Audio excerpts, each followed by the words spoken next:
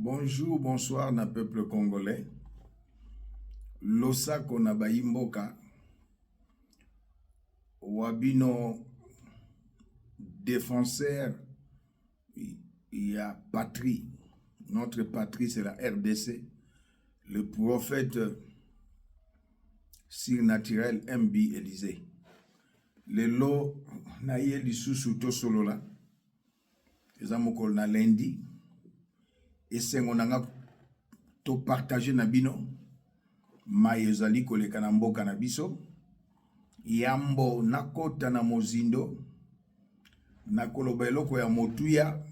Bandeko ya wazalendo. Batindeli ngai. Na mokolo ya lelo lundi le 28 avril 2025. Kaziba aujourd'hui matin à 6h et sous le silence fourni par les jeunes Ouazalendo, aucun Rwandais même son odeur à Kaziba. Seuls les propagandistes de l'armée numérique rwandaise font un bruit des adolescents sur les médias sociaux.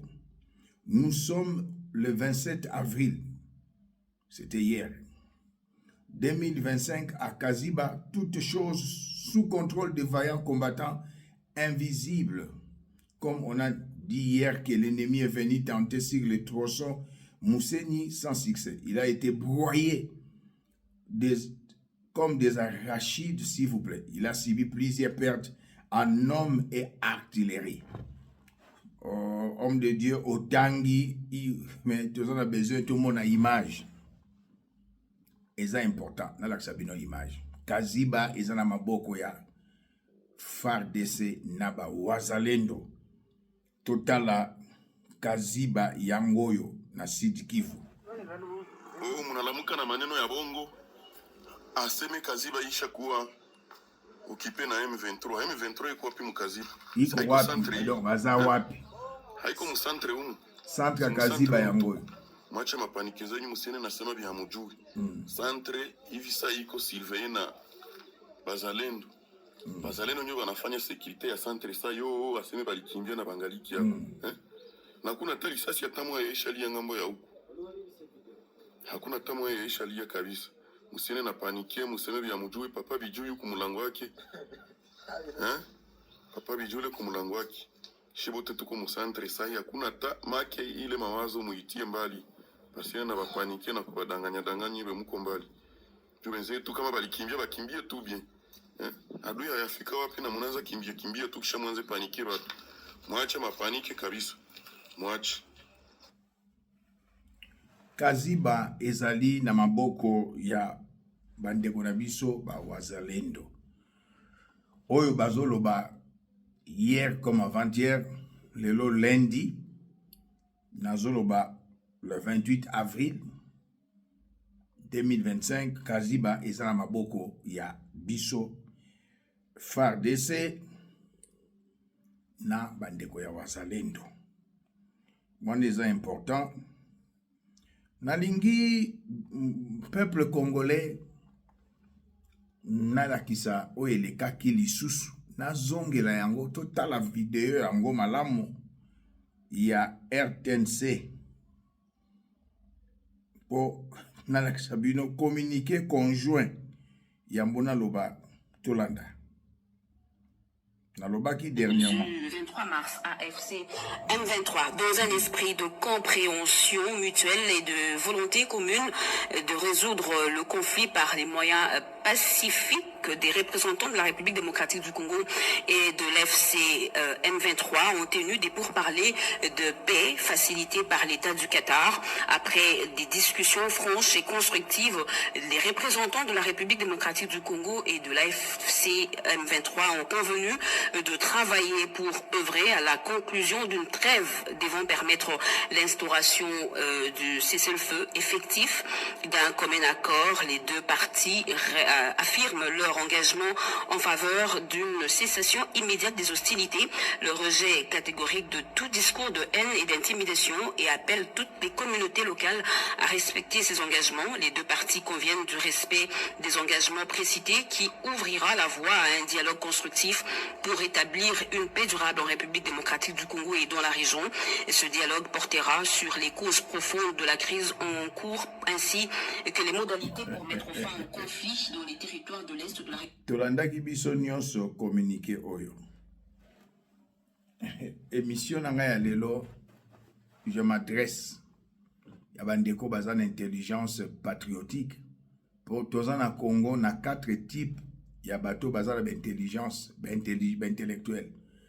Basus bazan intelligence patriotique lokolanga. Deuxième intelligence, c'est l'intelligence corrompue, lokola fumutoto. Troisième intelligence, c'est l'intelligence voilée. Et quatrième intelligence, c'est l'intelligence obscurcie. Bato misato na tangi na sima, baonde bazali ko boma mboka. Intellectuel ya mboka na biso nde bazo boma mboka, balingi vérité te. Bazali ko falsifier histoire, ko kosa ba membre ya parti politique na bango. Mais ba membre ya parti politique mingi ba sosoli na kolakisa bino kala mingi te ba déclaration ya ba combattant autobengaka parlementaire debout ya IDPS. Bandeko oyo esalamaki na États-Unis eza makambo yo esalama déjà. Masolo se betama na ekozongisa ba Congolais na makambo Fortuna Biselele alobi bakendaki na mokonzi ya mboka Félix Antoine Tshisekedi Tshilombo na mboka Rwanda bayebisi président ya Rwanda yo zali na carnet d'adresse biso tozali na ba minéraux ba contrat wana esalama tango émissaire ya États-Unis aye na mboka na biso basololi na mokonzi ya mboka Fachi ake na Rwanda batalisie masolo wana après sikoyo ake Uganda après azongi na mboka na ye. Peuple congolais boza na besoin ya koyeba vérité ezoleka na mboka. Nga nazobundela mabele na bundela mutu te. Même le banzambe lobi maudit soit l'homme qui se confie à l'homme. Les hommes politiques dans mboka na biso ont tellement déçu, surtout ici, surtout en Afrique. La plupart des hommes politiques ba travailler pour ma boum na bango, ya mabota na bango, ezala restreinte, ezala élargie, mais ba parti politique na bango ba monaka elokote. Naza na parti politique mokote na Congo, na ekotali sabino ete faza liboso bomoni basiniaki kuna ba principe accord, comme sur le principe, mais boye bake ezali négociation interétatique RDC Rwanda, mais babosani ko basali yango siama. Il y a aussi Qatar. Qatar a Tonga raffinerie ya or. Na Rwanda a Tonga raffinerie ya coltan. Et superviseur nango ezali États-Unis.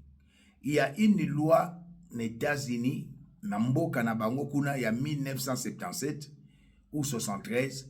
États-Unis ekoki jamais kokende ko investir na mboka oyo corruption eleki mutu eleki na matoi ekomi pembeni ya sanza te. Le baba particulier.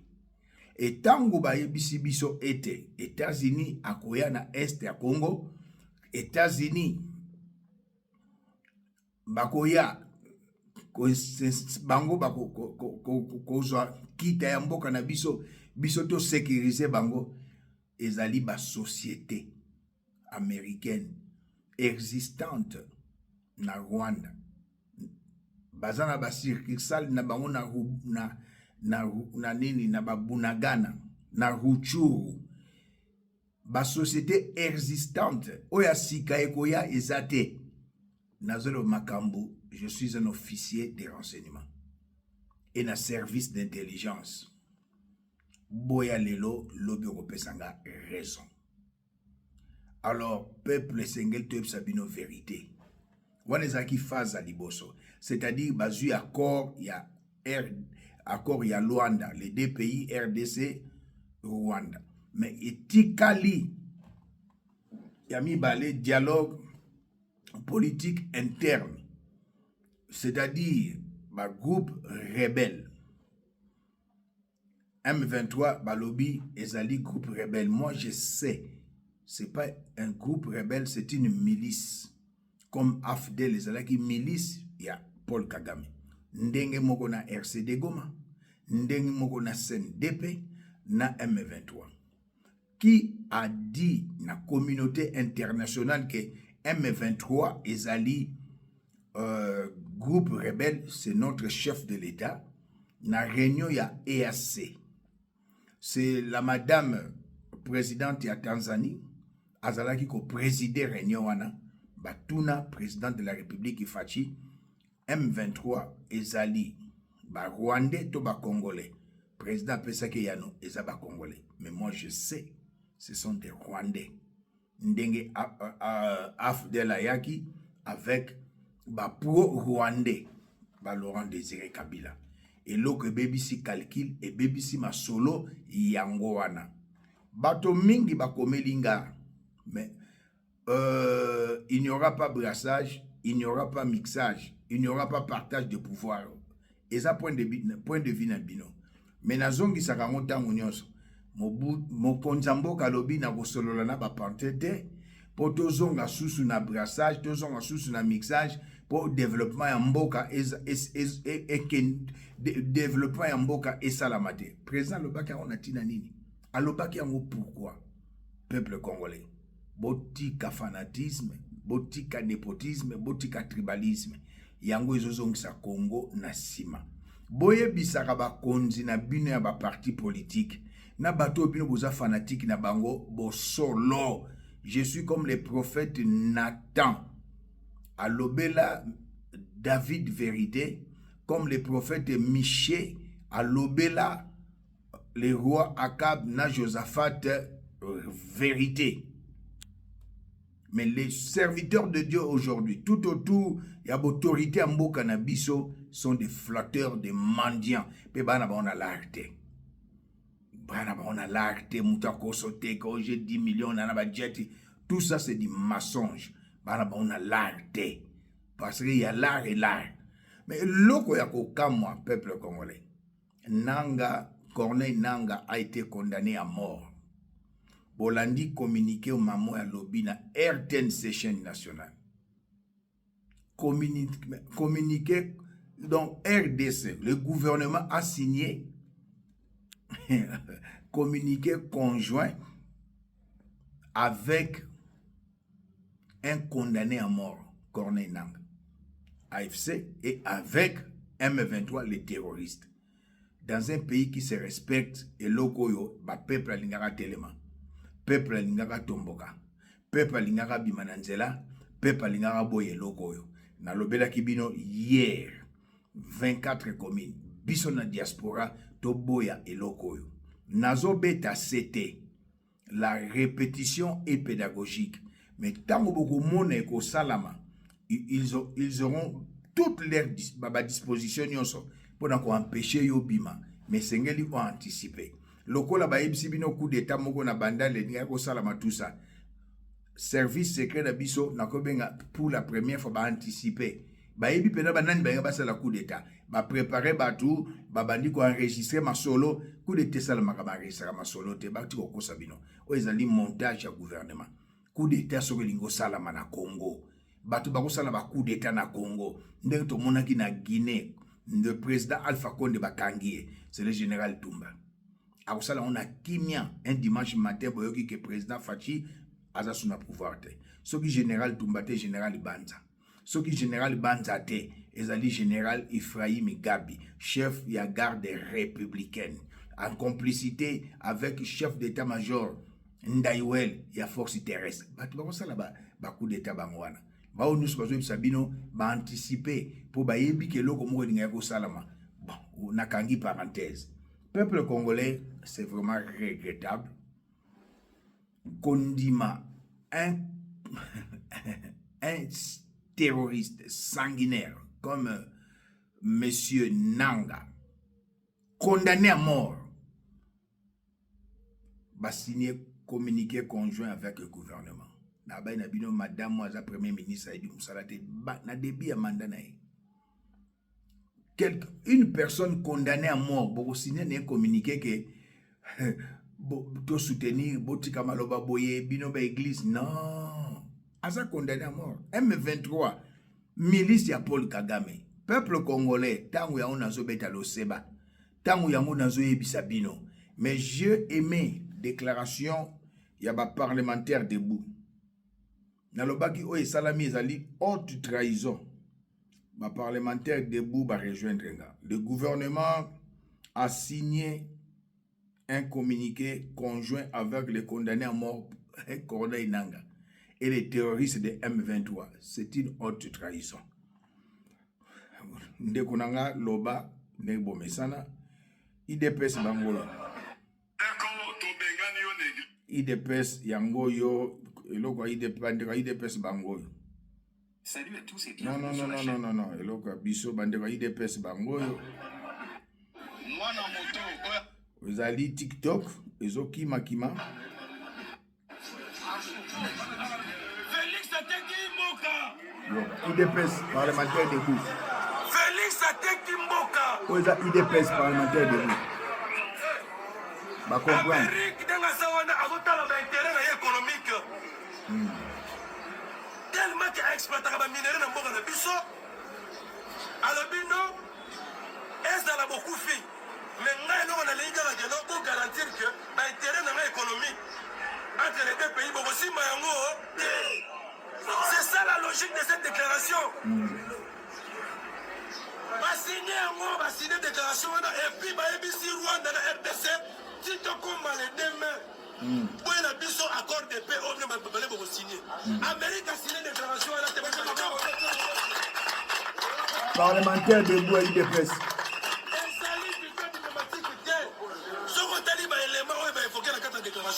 Vous allez vous rendre compte que c'est la RDC qui perd.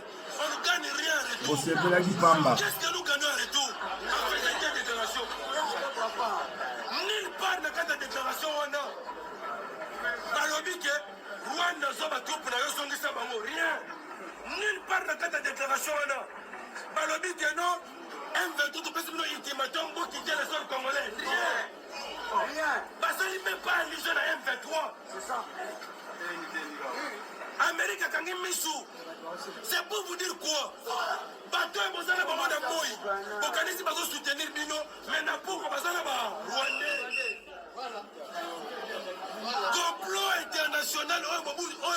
Lumumba Banaki Koloba. Qui est Bazo Ninga organisé pour la Bisso. Et comme on a la Missou. Parlementaire à IDPS. Nenge zawana Congo toza ko balkaniser yango. C'est ça. D'accord. Nazo yebisa yo Félix Ateki Mboka. Peuple congolais, est-ce que vous voulez que la biso kende? Est-ce que vous voulez que la biso balkaniser yango? Félix c'est au nom de qui?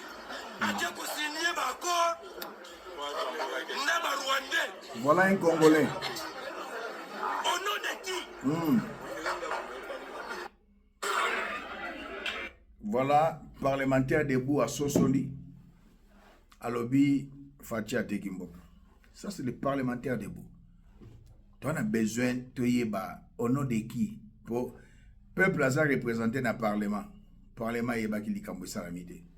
Peuple congolais botika naïveté, botika tribalisme, botika fanatisme et ça malamonté. Les Américains, na lobaki hier na lobasu lelo, 2 mois et demi na pouvoir ya premier ministre Lumumba, ba américain ba boma Patrice Emery Lumumba. Ba déstabiliser Mboka. 2 mois et demi azalaki na pouvoir premier ministre Patrice Emery Lumumba. Ba américain ba boma Patrice Emery Lumumba. Les mêmes américains ba longoli maréchal Mobutu na pouvoir. Ba kotisi Afdel. Le même américain, Babomi Laurent Désiré Kabila.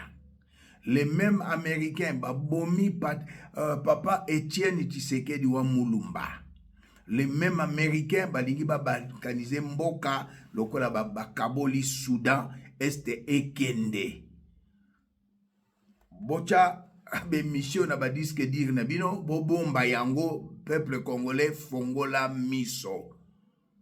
Oiza tangu bakondi mate, na laksi bino ba parlementaire debout, ba combattant, ya base IDPS. Ce n'est pas possible. Et j'aimerais dire au peuple congolais, Nazanango Awa, il y a des choses qui se passent dans la République, na biso, na mboka monsieur ko salamate, même en Afrique. Ba TikTok, il y a notre sœur Sandra. Na komba mokonza mboka, na mwasi neza na kati, biloko wana ekoko lekate même na Brazzaville. Mais il y a certains Congolais intellectuels dont l'intelligence est corrompue, bazoko sabino. Je suis officier de renseignement, criminologue, naza sous na service intelligence. Bande konanga. Intelligence artificielle. Ezaka na 5 langues. Eza lingala te. Bako sabino te. Bablo bozo mona ba TikTok wana eza ya solo. Ba voix bozo kana eza ya batu wana. Intelligence artificielle eza na 5 langues. Langue ba russe, langue ba japonais, langue ba chinois, langue ba français, na ba américain, na ou anglais. 5 langues. Intelligence artificielle ezali na lingala te. Eza na chiluba te. Avant intelligence artificielle, ezalaki deep fake. Ce qui est faux, ce qui est triqué. Je donne un exemple.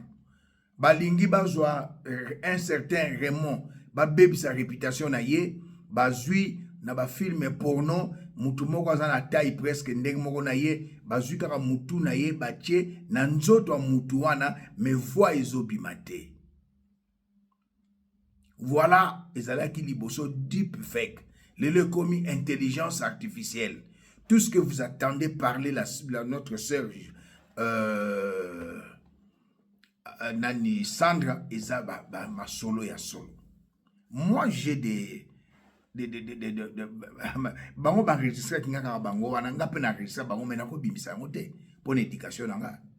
Basu basolo bazana ngo te, mais certainement ba famille présidentielle na tindela bango ba enregistrement nanga e botala makaba bo nanga ko bimisa ngo te. Ngazo bundela nanga mboka. Babilo kwa boye 1 la faute nazo bana faute liboso ya li président de la République. Tant bazo bimisa ben sanité na kombo na yo. Bazo makamti ya mbeto na yo. Mais monsieur le président, saisir ba service na biso. Balande la mona mwasi oyo Sylvie Mulumba. Balobane, pourquoi tu te dis aux déclarer ba bêtise, tu acceptes que Ozali lesbienne qui lesbienne na yo na première dame. Pourquoi tu acceptes aujourd'hui ça ba déclaration et ça ba mensonge té. La faute première monsieur le président nazo pe c'est pas inayo. Ndenga IDPS ba décider ba longola Augustin Kabuya au vanda kimia tilelo. Sylvie Mulumba comme ko saka na président de la République comme ça. Au vandi na yo pe. Kombo na yozo fingi sama, ya molonga na yozo fingi sama. Ya mibale, famille biologique ya président de la République, bovai na bino. Ya misatu, ezali ba service, bozo banga na bino, la femme du président, mais ça sonne. Président, RDC qui dit très bas, na ba buzobo isolé kana ba réseaux sociaux na ba nini. Makamusu batu bako koyoka ngote. Nazana te l'éducation nazo na ko bimisa yango te. E banani yo to bengi ba communicateur a IDPS bazo banga kolobela Sylvie Mulumba. Soki ba lobby molonga na yo akobeta bango fimbu. Basusu bakomo kosala ba video kofinga Sandra, kofinga batu mususu ko yangi bakolia eloko. Mais non. Ngana tiki ba bloko wana ba audio nazana ngo monsieur le président na ko bimisa yango te. Ezana tina moko te. Moi c'est la politique, moi c'est la mabele ya Congo. muta leka ozana ba audio te na pesi certains membres ya famille na yo monsieur le président ba audio na zana na pesi bango. Il n'y a pas na intelligence artificielle lingala ezate Kinyarwanda ezate kindibu kinyanga ezate langa ba russe yango ndeza na intelligence artificielle docteur ba russe ba japonais ba chinois anglais na français ba langa lingala ezate.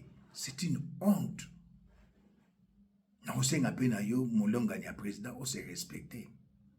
C'est la première dame na Congo oyo ami kitisi très bas ezali yo. Ce n'est pas bien. Et pour terminer, je vais vous dire une chose. C'est triste. O muntu muso ko na mbongo te na quartier bazo respecter. Na Katanga, na opes exemple, monsieur Moïse Katumbi Chapwe n'est pas respecté. Na ba match à football, tant mazepo mazembe kwei nango. Et si là, tant mazemba zo ko briller, mbongo akimoyibi o Moïse asoso na l'état tant azali gouverneur. Batu na stade bazo yemba Karine Salomon Botolio Mobali, Karine Salomon Botolio Mobali. Donc batu nyonso na Katanga bayebi ke Salomon aza mobali ya Moïse Katumbi malgré ses milliards, malgré ses azalaki gouverneur. Vous comprenez, peuple congolais? Monsieur le président, vous comprenez ça? Et quand Sylvie Moulumba zolobaka les lesbiennes na mulonga inayo, c'est Sylvie Moulumba qui déclare ça. Attends, naza lesbienne la première dame. C'est Sylvie Moulumba qui déclare ça. Mais monsieur le président, c'est une honte. Même Yope, madame Denise, yo rappelle Sonico. Après, on t'a soubattu ma finganga. Je m'en fous. Yo rappelle Sony. C'est honte. Il y a un tour qui na jet privé na Belgique. Aux autres se considérer qu'au fin ça une institution présidente de la République. Sylvie, banga pe président. Madame Denise Nyake oko ka wapena Sylvie te. Ni na ngwesi la raté. Ah. Là c'est après dernière fois na lo babiloko. Intelligence artificielle ça na 5 langues. Ba otina suba tu pas compter la yo, mais babiloko zobima même Olivier Lembeto te non. Peuple congolais Bolandi ba parlementaire debout. Soki to telemi te. Première phase boyoki RDC Rwanda. Il y a aussi Qatar. Deuxième phase bako vanda bako solo là. Là où il y aura brassage, là où il y aura mixage, là où il y aura partage de pouvoir. Denika Dimauti États-Unis, Amérique, Barcelone américain. Élection 2028 sera organisée par la communauté internationale. Vous voyez? Ote Congo ça pour na loba na yo. Tala, en Amérique latine, ba américain ba kina okanga un président en Amérique latine. Ba américain ozoko ba kepe en Amérique latine, un président il ba kangi ba kene na mboka la ba kota prison. Ba américain ba ba sa confiance te. Ba américain ba sa confiance te. Et puis vous peut ma boko, ba boina boye. Non, ba peuple ba parlementaire debout. Merci. Na obosali. Mboke kei. Tout ça là ba marche. Biso na libanda na diaspora. Bino na kati bosa la ba marche. Bobo ya deuxième phase. Oizoko ya dialogue interne. Dialogue politique interne. Batu bako vanda brassage. Wilingo makomi général. Ezo le kabino kotia leki apona ni oza fanatique, oza tribal, ovanda kata népotisme. Nakanisi boyokinga. Nulle part au monde, un condamné à mort a signé communiqué conjoint avec un gouvernement. Nulle part au monde, ce n'est qu'en RDC. Ba TikTok bozo kana, ce n'est qu'en RDC. Et pas Sassou, ba dozo si ba koufi. Nataka Mobutu, Butu, boso koufi. Donc, peuple Congo est comme une chosifié dans le régime à président Félix. Congo est comme chosifié. Le monde la kin ba lesbienne ba komo sepela ba zo tambola ba zo koloba ba pede na kin ba o tambola pon ba zo loba pona ni ba lobi ba honorer bango na banini na ba TikTok bozo yoka. Ah, ande ko bomi na place na binogo. Bosili soni logo a Denis Lessé qui ne se respectent pas. Moussa Nzambe se respecte. Ah, Fati n'a rien à voir, mais son épouse. Moi, Sylvia Lobake, Yona épouse Mosna Mbali. Mais non, c'est pas possible, c'est pas possible. Personne ne va na maboko na ye, mais n'enga aza ok, ozana Bruxelles. Beaucoup tana. Mais Bible na munoko. Naza orpheline. Ngape papa na Naza kufa Naza orphelin. Félix Antoine Tshisekedi Fachi aza orphelin. Nzamba yo que la orphelin, mais non, la prière du juste a une grande efficacité. Boye bisaka bato bino bosa ko encadrer. La prière du juste a une grande efficacité. Dieu n'exorce pas les pécheurs. Quand tu es homosexuel, ozo sambela nzamba ko lo sambo note.